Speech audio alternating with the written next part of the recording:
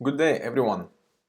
Today I'll try to make a short video about the topic which I find very interesting for those who think about working at sea or hasn't decided yet where to work, and I'm gonna share my experience which might be useful for you. So uh, let's discuss what are the options.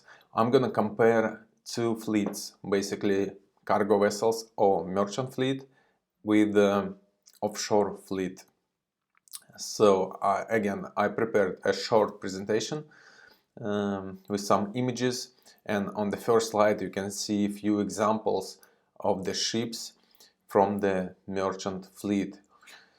Those can be dry cargo vessels, container ships, various types of tankers. Tankers can be divided into the crude oil product carriers, gas tankers, and gas tankers can be divided also into liquefied petroleum gas or LPG and LNG, liquefied natural gas, and some more types of ships you can find. But the main purpose of all of these vessels is to deliver cargo, is basically to move from one port to another, to load the cargo and then discharge it in another place. And you, as a part of the crew, would take care of the ship and the cargo. There is typically a crew which consists of, in average, 20-25 people on board, and the main departments are deck and engineering.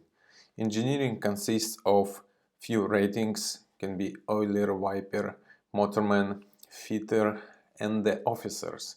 Officers start from the fourth engineer and progressing up to chief engineer, and also one electrotechnical officer. As there is also deck team or the bridge team, which consists of the officers starting from third officer, or also sometimes can be junior officer, or even I've heard about the fourth officer as well, and proceeding up to the captain, up to the master. So it's gonna be second mate, chief officer, and captain. Also there are ratings which belong to the deck department, which are ordinary seaman and able-bodied seaman, or AB. So what is the schedule?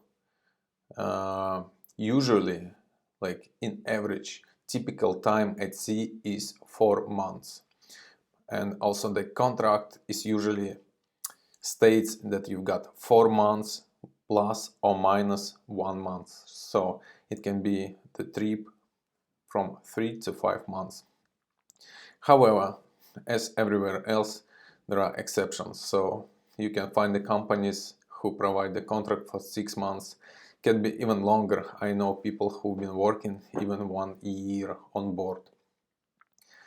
But let's consider just the average conditions. So 4 months on and off. It means 4 months you work at sea, 4 months you can have a rest at home, or up to you. I know people again who work 4 months, they come home, staying for 1-2 months, they don't know what to do, or they spend their money and they come back at sea, back again. It's very different situations from person to person. So for those who have never been working at sea, consider you are working there every day with no holidays, no weekends. It's a 4 hours working day for the whole 4 months. Again, you will find the exceptions. It will depend on the, I would say, decision of the SMT, ship management team, or captain. Sometimes, if the situation allows, you can have a barbecue at sea, like when the ship is in transit in the ocean when it's Sunday. So sometimes you can have some fun. Also, when the ship is in port, it's possible to leave the vessel and to go and visit a place or a town or city. It depends where you are. So sometimes it's possible to visit some places. And one of the reasons why I started my career at sea, I thought, oh, this is so romantic, I can travel, so I'll visit many places. And let's be honest with you, the majority of places I've been to with the ship, they were the places I wouldn't go myself.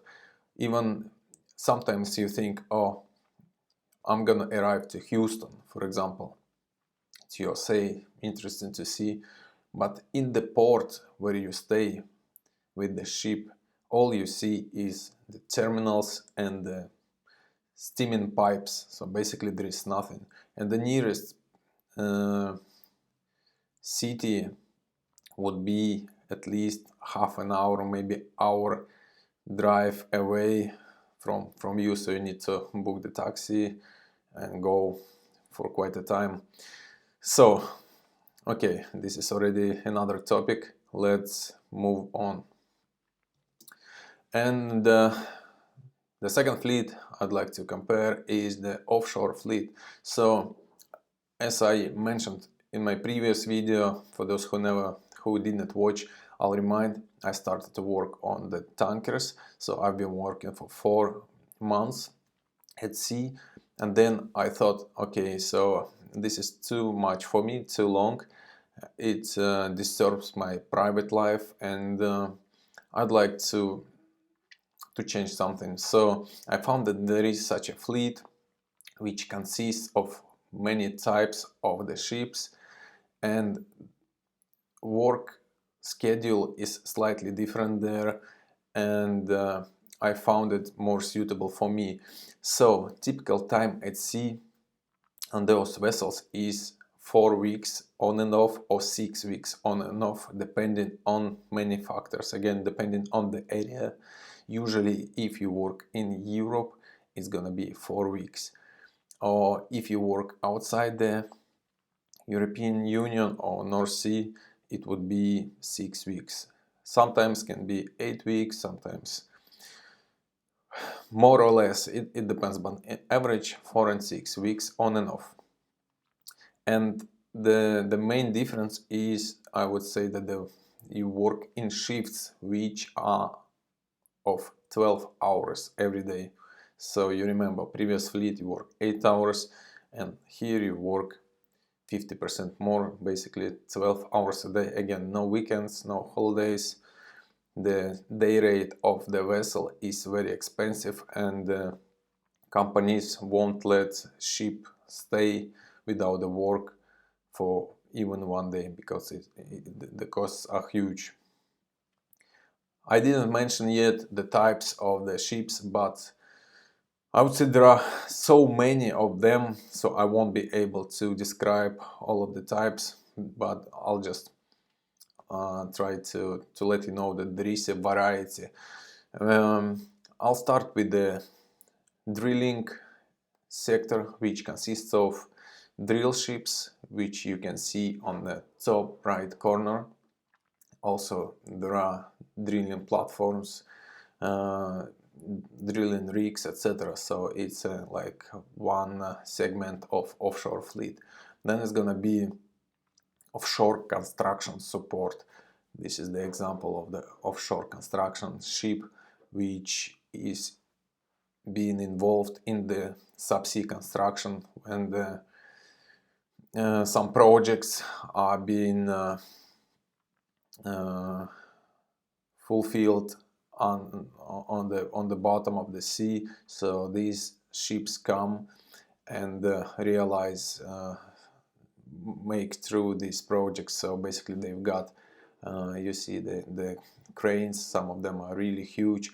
They've got special handling systems that allow to lower down some asset down below, and there are subsea robots. This is I can see the hangar for the robot which is working down below, and okay, this is another type of the vessel. Then it's gonna be diving support vessel. Again, I described earlier in the video, in the previous one, what is the purpose of dive support vessels. So just here is nice image when two bells, this is the bell and this is another bell, and how they are being lowered down at the definite depth. So usually one support diver stays in the bell and two divers going down to the sea bottom and they work here. Actually, my fault. This is the not the bells. This is again the ROVs with the TMSs. But again, it would be the same principle. So if it's a dive support vessel, you'll see exactly the same basically image. But instead of ROVs here, it would be divers walking, and instead of TMS, it would be the bells. Anyway, let's proceed. So this is the PSV or platform supply vessel. This is the smallest example of the offshore fleet. Their main purpose is to deliver some cargo, some stores, sometimes crew to the platforms, to the rigs, to support basically them.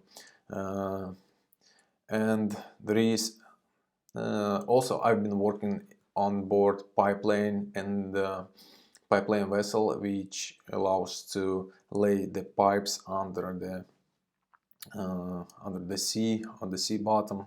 As you might realize, there is a lot of pipes in the water that connect one facility to another, one country to another, because the pipeline is the cheapest way of transferring the cargo, liquid cargo. So again, for us, as for the people which work on board, I'd like to pay attention more for the conditions you work. So as you can see, I wrote here that the vessel crew can vary from basically 10 to 300 people and even more. And for example, this PSV vessel may contain like 13-15 people on board. Drill ship can be over than 150. Typical construction vessel will be around 100 people, and again depends on the size of the ship, on the type, etc.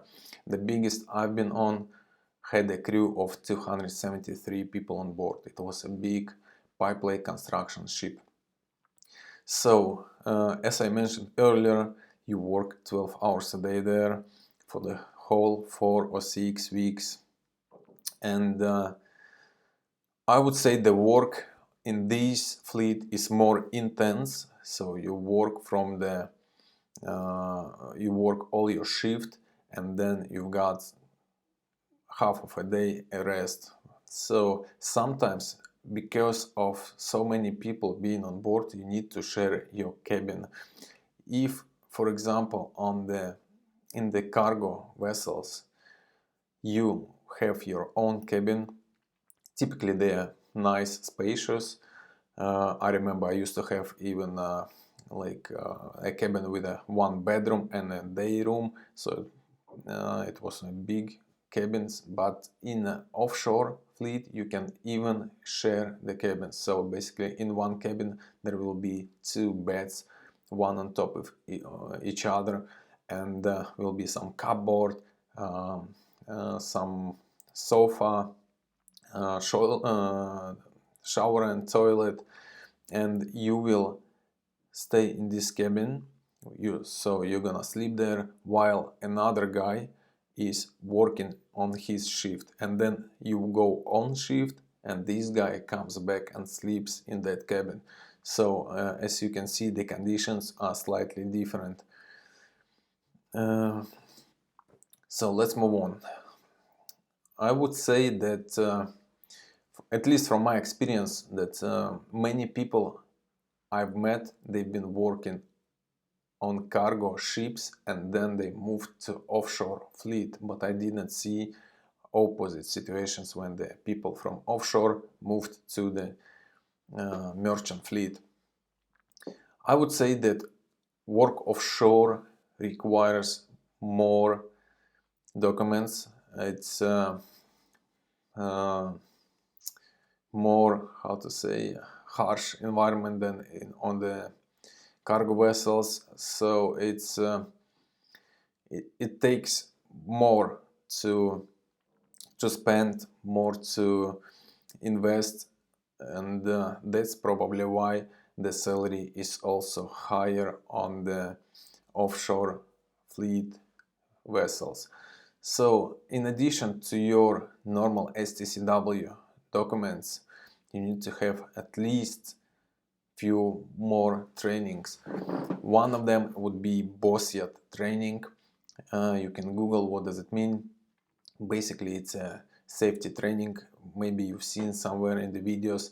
The practical task is when you sit inside the simulator of helicopter being fastened with the seatbelt, then the simulator is being lowered in the swimming pool, then it's turned around and you need to escape from this simulator, so it basically simulates the helicopter crash. I did not mention earlier that sometimes when you work on any of offshore fleet ships, you might need to travel to the vessel by helicopter. So first, again, for those who never been working at sea, basically how you go to work. Obviously, vessel doesn't come to your place and then you go on board and then vessel leaves again. No, you travel to the place where the ship is located. So you took a flight, basically the companies pay for the flights, so you travel there. Then if the ship which has a project at sea at the moment and it cannot arrive to the port, you would travel by helicopter. So that's why the companies need to make sure you're ready for these emergency situations, and you need to have this BOSSIAT training. The average cost would be around £1,000 plus travel plus hotel. It takes about 4 or 5 days to complete the training. Then for those who work on the bridge and for the technical team as well, for the ETO and sometimes for the second engineers, DP certificate is required. For the bridge guys, it's gonna be operator course. For the technical staff, it's gonna be maintenance course. Also, I did one by myself when I wanted to enter the industry. So I went for 3 or 4 or maybe even 5 days to Aberdeen, to UK, to the Kongsberg Center. It cost me the time around, I think, about £3,000. I don't remember, to be honest, but more or less something like that. Again, you need to arrange a hotel and a flight. And another one, you need to have offshore medical, which is the easiest one. I hope you have a good health condition. So once you've had your national medical certificate, this is the one you require anyway to work at sea. Based on this, you will be issued offshore medical as well. If you're going to ask, it's just gonna cost extra, I don't know, maybe €100, and it's valid for 1 or 2 years, depends. So just the main point I wanted to highlight here, you need a bit more to have than when you work at sea on cargo vessels, so some more requirements. Advantages and disadvantages from the career perspective. On the merchant fleet, you've got only, basically, as I mentioned earlier, 2 departments, deck and engine. And when I was studying in Latvian Maritime Academy, I basically had to choose only like 2 ways to work as an engineer or as a deck officer. And So I choose my own way, but I want to mention that there is not so many options to choose. And then when I moved to the offshore fleet, I was so surprised how many positions there are which I never even thought about that they exist. There are such a positions like HSC, which is Health, Safety, Environment Advisor. There is a Material Coordinator. Again, just because the offshore vessels, they perform some project specific at sea, there would be a project crew on board, not just the marine one. So there would be a lot of specialized equipment installed, and this equipment has to be operated, has to be maintained, administrated, and you would find a lot of works related to this project. Just I don't want to make this video too long. I'll move straight to the one of the main topics, the salary. So from what I've seen, usually offshore fleet work is paid about 30% more than being on board the cargo vessel. Again, don't forget that you work also more. You work 4 hours a day more. But again, let's remember that different companies pay differently. Also, different type of the ship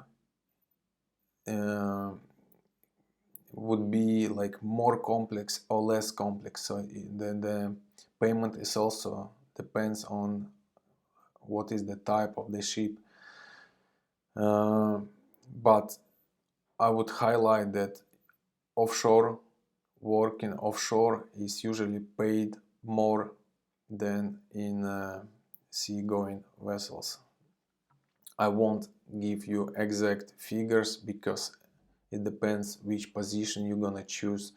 It depends what company, because some of them are reputable ones, some of them are just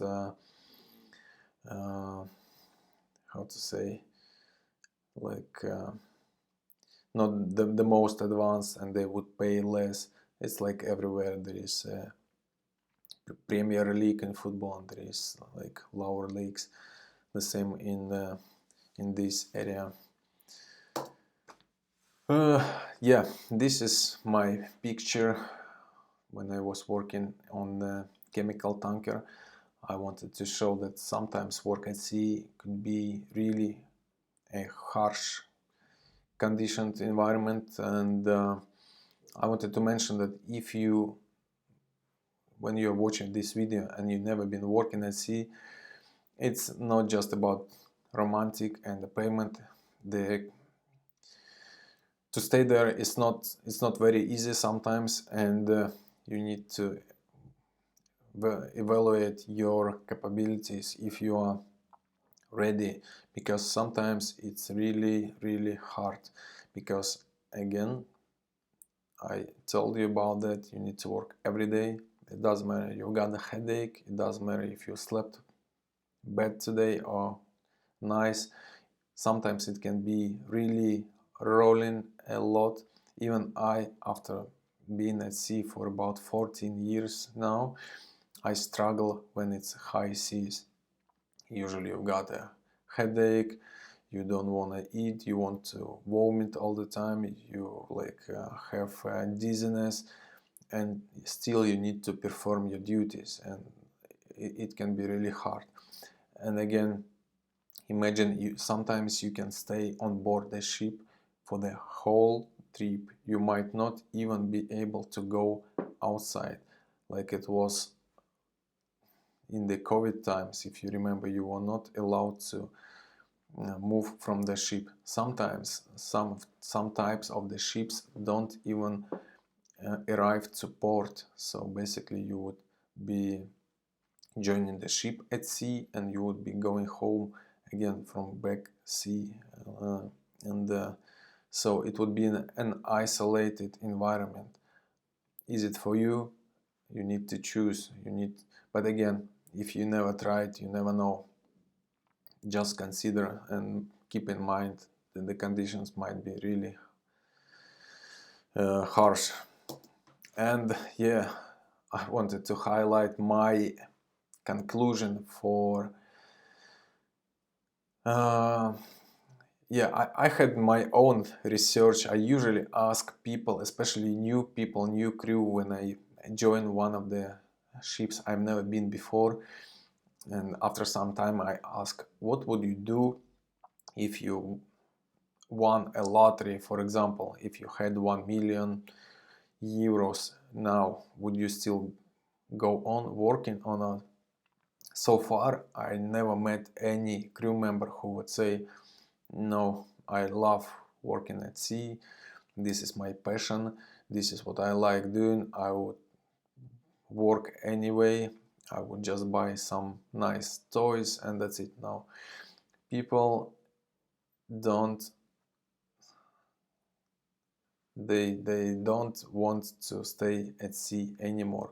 So the main reason why people work at sea basically is money.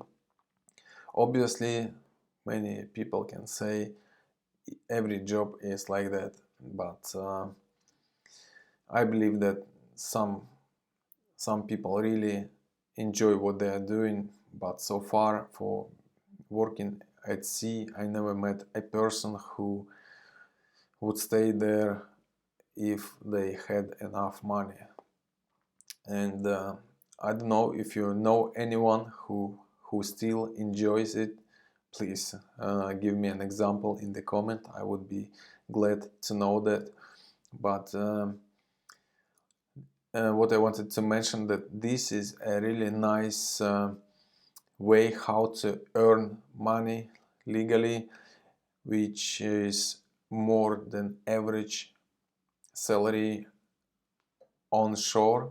So it's quite a nice ways to earn your capital if you know what to do with this capital afterwards. It's a really good option, I would say. But when it becomes your lifestyle, work at sea all the time, it's gonna be hard to leave this job afterwards, because again, I have not met many people who been working at sea for, let's say, 5-10 years, and then they moved work at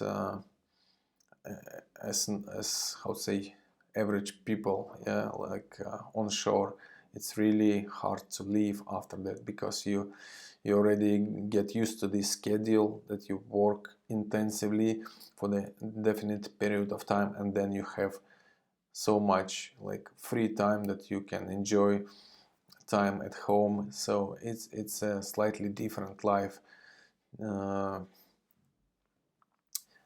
Okay, I hope I managed to explain some differences, some advantages and disadvantages. For those who never been at sea, I think it might be good video. So yeah, please let me know if it was beneficial. And again, if there are any questions remained, I'm sure there are, because I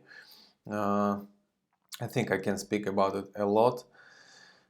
Just yeah, ask me a question and I'll try to come back and I'll speak to you, or in another video, or in the comments. Okay, have a nice day and good luck in your career.